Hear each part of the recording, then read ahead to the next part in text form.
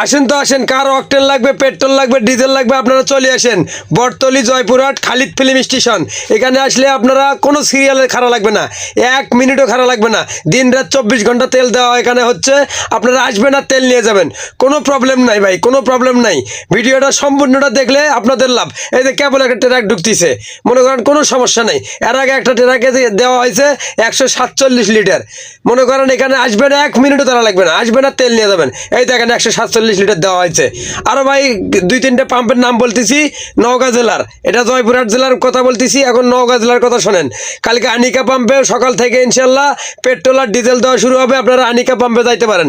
আর যারা গনি পাম্পে তেল নেওয়ার চিন্তা ভাবনা করতেছেন, কালকে গনি পাম্পে কোনো প্রকার তেল দিবে না ভাই। কালকে গনি পাম্পে যাবেন না, যা কষ্ট করে ঘুরে আসা লাগবে ভাই, যায়েন না। আর আপনারা তেলের কোনো টেনশন নেবেন না, তেল কিন্তু আর কোনো প্রকার শর্ট নাই। সব পাম্পেই মনে করেন অ্যাভেলেবল তেল আছে ভাই। ভিডিওটা শেয়ার করে দিয়ে সবাইকে একটু হুঁশিয়ার করে দেন, কেউ জানি বাড়তি দামে তেল কেনে না। যা দাম বাড়ছে, তেলের দাম কেউ বেশি নিলে আপনারা দ্রুত থানায় ফোন দিবেন। মনে করেন কোনো টেনশন নেই, যে একটা মোটরসাইকেল আছে মাত্র, দেখেন কোনো গাড়ি নেই, খালি আসবেন আর তেল নিয়ে যাবেন, কোনো টেনশন নেবেন না কেউ ভাই। Khalid film station, Battali, Joypurhat.